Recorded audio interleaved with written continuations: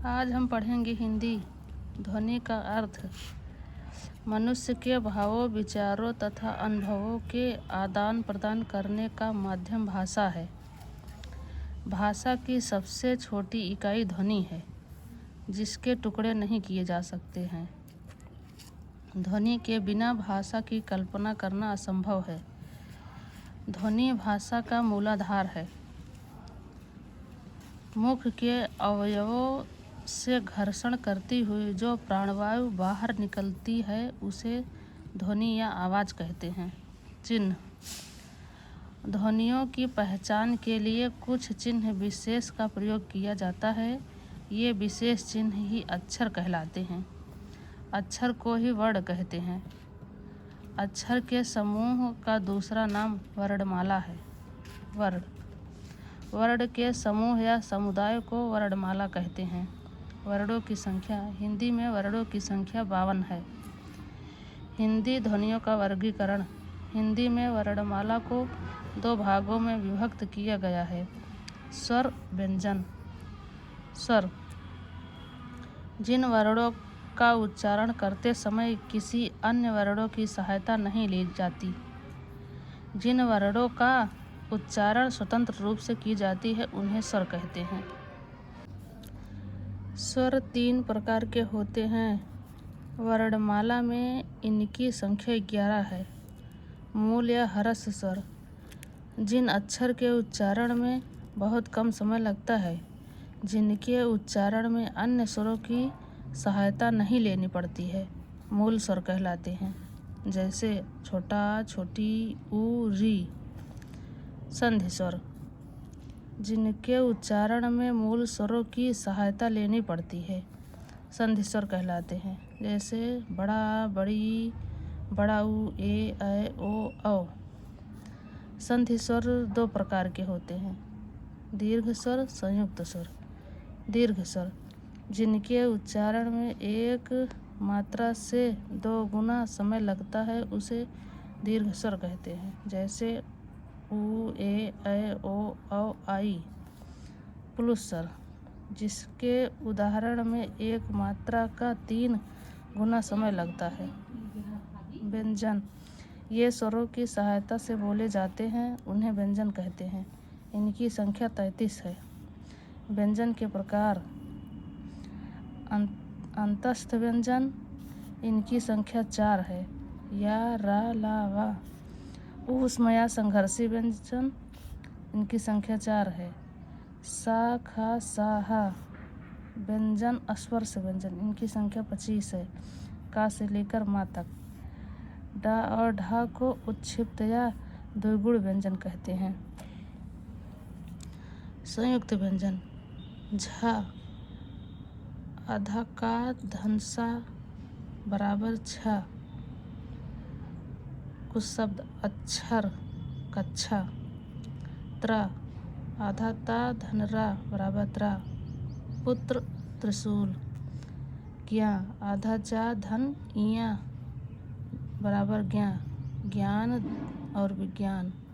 श्रा, सा धन रा बराबर श्रा, श्रम, विश्राम। श्रवण का अर्थ।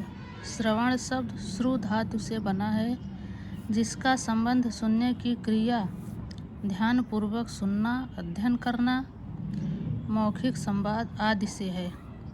शिशु के जन्म से ही इस कौशल को सीखने का क्रम आरंभ हो जाता है और जीवन पर्यंत चलता रहता है। सुनना, बोलना, पढ़ना और लिखना। श्रवण की प्रकृति। सुनना एक प्रकृति प्रदत्त शक्ति है। जिस व्यक्ति की श्रवणेंद्रियां ठीक नहीं होती, वह व्यक्ति कभी कभी अर्थ का अनर्थ सुन लेता है। श्रवण कौशल का महत्व। बालक प्रारंभिक काल से ही सार्थक और निरर्थक अनेक ध्वनियाँ सुनना प्रारंभ कर देता है।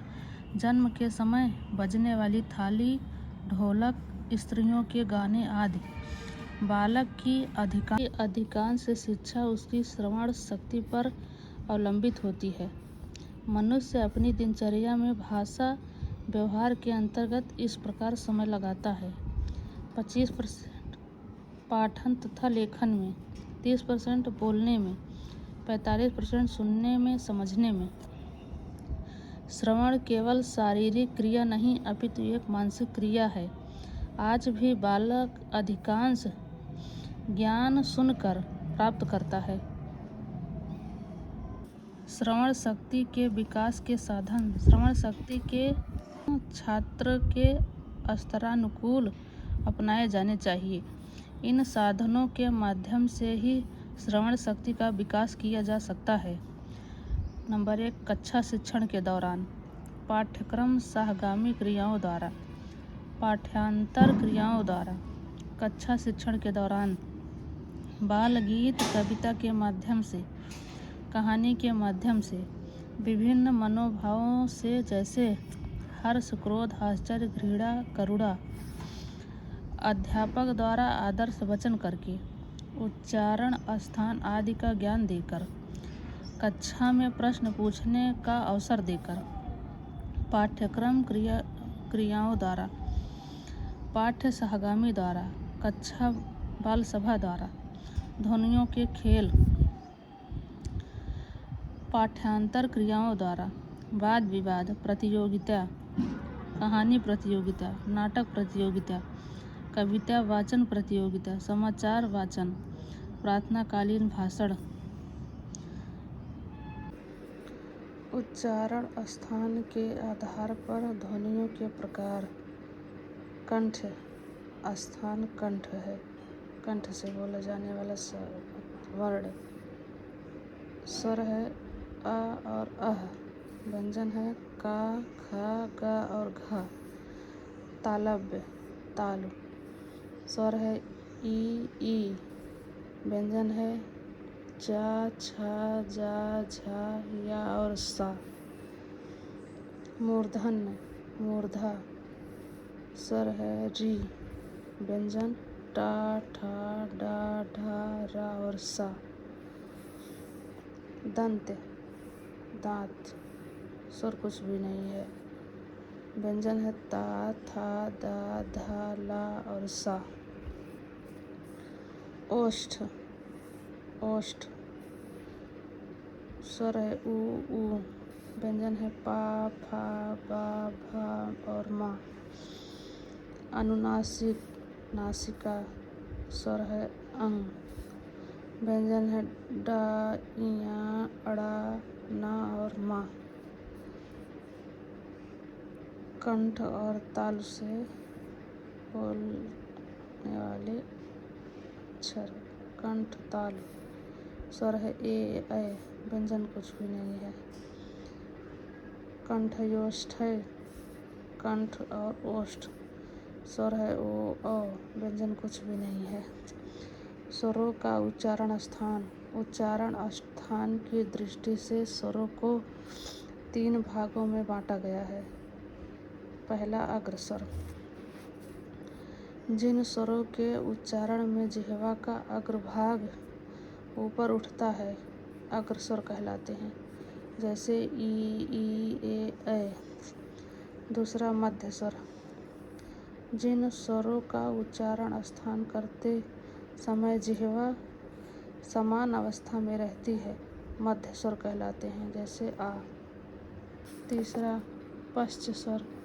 जिन स्वरों का उच्चारण करते समय जिह्वा का पश्च भाग ऊपर उठता है पश्च स्वर कहलाते हैं, जैसे आ, ऊ, ओ, औ। व्यंजनों के प्रकार। स्पर्श व्यंजन। जिन व्यंजनों के उच्चारण में जिह्वा का कोई न कोई भाग मुख के किसी न किसी भाग को स्पर्श करती है स्पर्श व्यंजन कहलाते हैं। का से लेकर मा तक 25 स्पर्श व्यंजन हैं।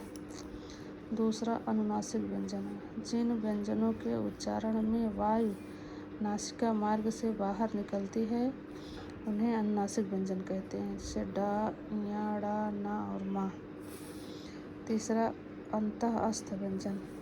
जिन व्यंजनों के उच्चारण में मुख बहुत संकुचित हो जाता है उन्हें अंतःस्थ व्यंजन कहते हैं, या, रा, ला और वा। ऊष्म व्यंजन। जिन व्यंजनों के उच्चारण में गर्माहट या सुरसुराहट प्रतीत होती है उन्हें उष्ण व्यंजन कहते हैं। जैसे सा, खट्टी सा, छोटा सा, हा। पांचवा, उत्क्षिप्त व्यंजन। जिन व्यंजनों के उच्चारण में जिह्वा की उल्टी नोक तालु को छूकर झटके से हट जाती है, उत्क्षिप्त व्यंजन कहलाते हैं। जैसे ड़ा और ढा। छठा, दंतोष्ठ व्यंजन। जिन व्यंजनों के उच्चारण में निचला ओष्ठ दांतों को स्पर्श करता है, दंतोष्ठ व्यंजन कहलाते हैं। जैसे वा। वत्सर्य व्यंजन। जिन व्यंजनों के उच्चारण में जिह्वा का ऊपरी भाग मसूड़ों को स्पर्श करता है, वत्सर्य व्यंजन कहलाते हैं। ना, रा और ला। स्वर यंत्र मुखी या काकल्य व्यंजन। जिन व्यंजनों के उच्चारण में अंदर से आती हुई श्वास तीव्र वेग से मुख पर संघर्ष करती है, उन्हें स्वर यंत्री या काकल्य व्यंजन कहते हैं। जैसे हा, विसर्ग। स्वर छोटा, बड़ा, छोटी, बड़ी, छोटू, बड़ऊ, री, ए, ऐ, ओ और औ। अयोगवाह, अंग और आह अयोगवाह वर्ण है। व्यंजन का वर्ग। का वर्ग में का, खा, गा, घा, अंगा है। चा वर्ग में चा, छा, जा, झा और ई आएगा। टा वर्ग में टा, ठा, डा, ढा, अड़ा आएगा। ता वर्ग में ता, था, दा, धा, ना रहेगा। पा वर्ग में पा, फा, बा, भा और मा रहेगा। अंतःस्थ व्यंजन या, रा, ला, वा अंतःस्थ व्यंजन है। ऊष्म व्यंजन सा, खट्टी सा, छोटा सा, हा ऊष्म व्यंजन है। संयुक्त व्यंजन छा, त्रा, ज्ञा और स्रा ऊष्म व्यंजन है। द्विगुण या उत्क्षिप्त व्यंजन अढ़ा और अढ़ा है। लोढ़ित तथा लुंठित रा अक्षर है। आगत ध्वनियाँ। कुछ ध्वनियाँ विदेशी भाषाओं से ली गई हैं, इन्हें आगत ध्वनियाँ कहते हैं। जा और फा अरबी भाषा, आ अंग्रेजी भाषा से ग्रहण किए गए हैं, इन्हें नुक्ता तथा उदर्भचंद्र ध्वनियाँ कहते हैं। पंचम वर्ण डा, या, डा, ना और मा है। अनुस्वार स्वर वर्ण के ऊपर जो अंक बिंदु लगाया जाता है, यहाँ स्वतंत्र वर्ण नहीं है, अनुस्वार कहलाते हैं। जैसे रंग पे अंक की बिंदी लगी है, भंग पे अंक की बिंदी लगी है, वंश पे अंक की बिंदी लगी, अंश पे अंक की बिंदी लगी आदि ऐसे शब्द हैं।